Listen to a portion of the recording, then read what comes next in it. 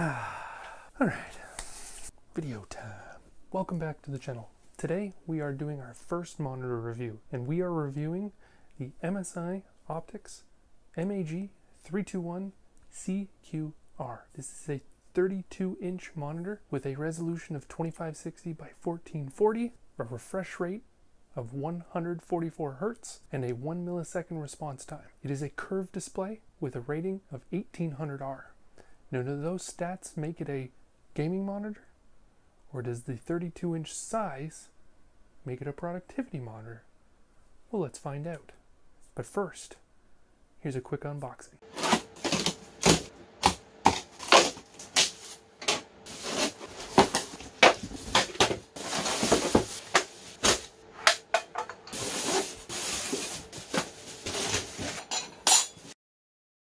Now, this is a Samsung-made VA panel with a contrast ratio of 3000 to 1 and a max brightness of 300 nits. It also includes Mystic RGB with it, which is MSI's version of RGB sync. So if you have any other MSI gaming products, you can sync your lights with these.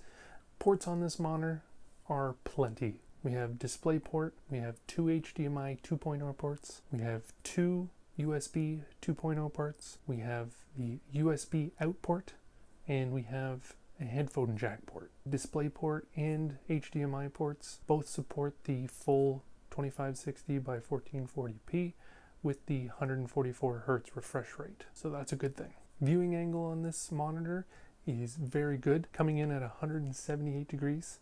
As you can see on the camera, it doesn't do it justice, but it allows you to see that the viewing angle, even being a curved monitor, has a very good viewing angle. This monitor has 122% sRGB color accuracy, which is outstanding for a VA panel, as well as 92% color accuracy within the DCI-3P. But seeing as this is a Samsung-made panel, that doesn't shock me. I have enjoyed switching to this monitor, not only for the upgrade in size to the 32-inch, but in the upgrade in resolution. Upgrading to 2560 by 1440p has made a huge difference in the games that I play. Coming from a 27-inch 1080p monitor, still running 144 Hz, but just having that size and resolution makes it a game changer. The times I notice the resolution the most would be when you're in Battle Royale games.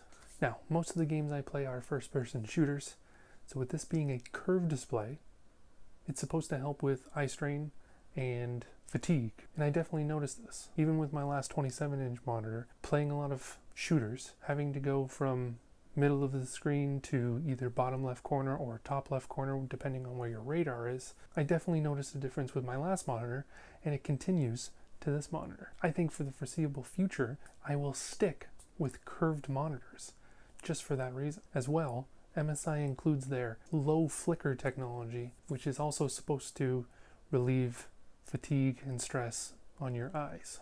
So that's a bonus. And with this monitor having 144 Hz refresh rate, screen tearing or blur won't be something that you need to worry about, as well as this monitor does support Amd Freesync, which allows your display and your graphics card to sync. And for anybody with an NVIDIA card out there, Freesync now supports most, if not all, NVIDIA cards, which works for the consumers because then MSI doesn't have to pay for that big fancy G-Sync sticker on the box. I also tested this monitor with an Xbox Series S and was surprised that this monitor could achieve the 1440p and 124 Hz refresh. Seeing that it is only HDMI 2.0 wasn't something that I was anticipating when hooking it up and testing. I thought that it required HDMI 2.1, which allows for the full 48 gig throughput. And again, with the console, this monitor didn't disappoint. Everything was clean and clear, and I really enjoyed it for gaming. The stand included fits well and goes well with the monitor's design. It is adjustable from 0mm up to about 130mm, as well as it allows you to tilt forward about 5 degrees and tilt back about 20 degrees. It also includes a cable management pass-through so that you can keep your cables tidy, and especially if you're running USB cables to the back of this monitor, you can put them through there and keep them nice and tidy with a cable tie or something. Myself, I have elected to go with my Vivo pneumatic arm, which allows me to raise, lower, and adjust the depth of the monitor. The plate on the back is VESA 100 millimeters, so if you have a 75 millimeter mount, you will need an adapter. For those who don't know, MSI is known for their Afterburner software, which allows you to tweak and overclock any NVIDIA GPU. The same team did not make the on-screen display software for this monitor. It's a nice bonus not having to use the joystick on the back of the monitor to change, certain settings like brightness, contrast, and saturation. But for some reason, every time that I used it or made changes to my picture settings, it kept changing my monitor size to 19 inches, and there was no way to change it back. The option wasn't even there. To fix this, I actually had to go to the joystick onto the on-screen display built into the monitor and find that my picture had been adjusted to a 19-inch monitor. So I quickly uninstalled that software. For the productivity side of this monitor, it's fantastic. 32 inches, lots of screen real estate for anything you can throw at it.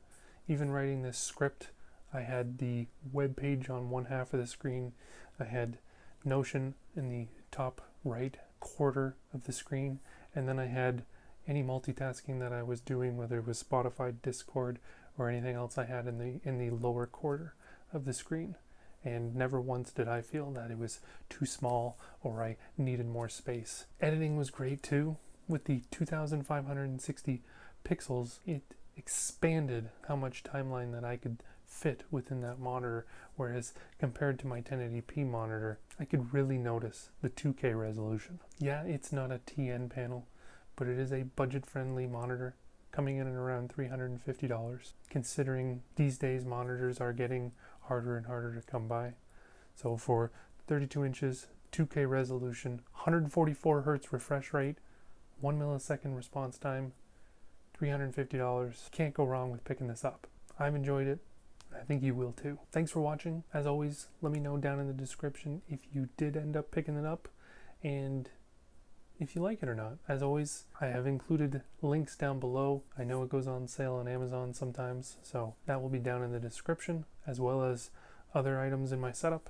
If you enjoyed the video, go ahead and click that thumbs up button. Helps the channel out. Again, thank you for watching, and I'll see you in the next one.